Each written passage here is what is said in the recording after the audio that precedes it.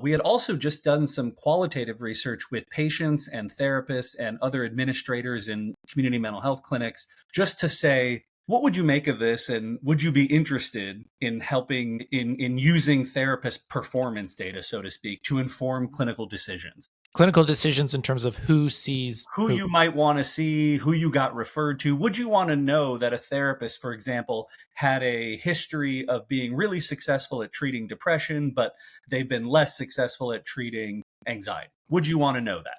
And of course, most patients said, sure, if you could give me that information and you could help me understand it, and those therapists were available, that would be great. Well, that's, that's what I think about, we have in our lives. People approach you and say, hey, I'm struggling with this, or my sister's struggling with this. Do you have any recommendations? Right. And in your head, I assume you do the exact same thing that I do, which is I think, okay, that's their problem. I know who their sister is or something about them.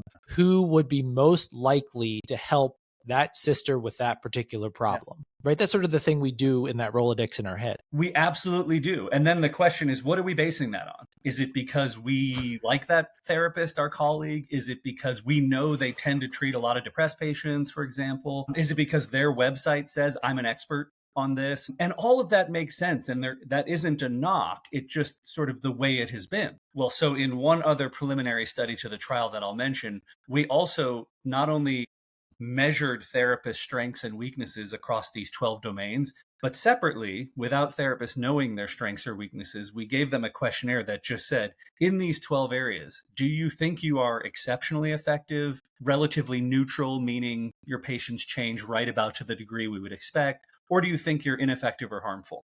And it turns out that therapists were no better than chance at predicting their actual measurement-based strengths.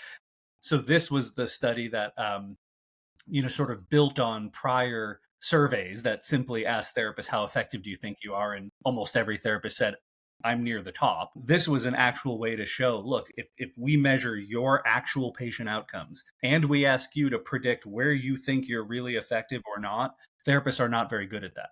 So that tells us when therapists are advertising on their websites, when we are making referrals to our friends and colleagues because we think it's a good fit, there is a good chance that therapists don't know their own areas of expertise through no fault of their own. Because of course, how we train, we think that you build expertise by getting certain content and getting certain experience. And that is the way our field has been.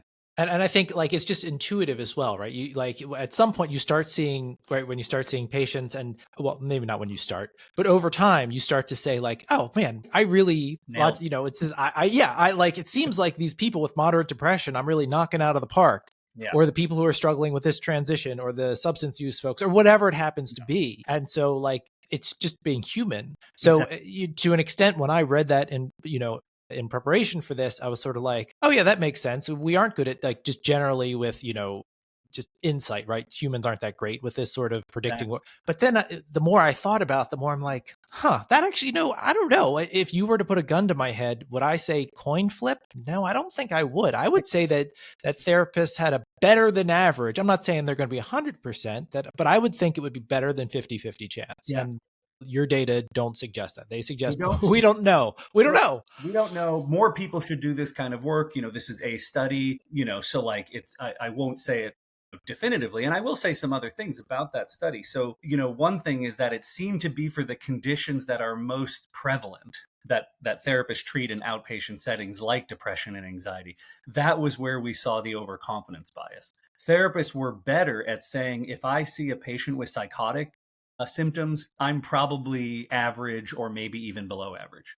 Therapists were far more willing, or at least accurate, to classify themselves in a way that supported their own data when it was for harder to treat, less prevalent problems that they might see in an outpatient community-based therapy setting.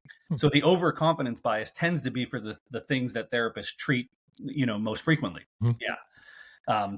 But we seem to understand as therapists that some patients are hard, and I'm not going to judge myself as though I'm awesome at treating them.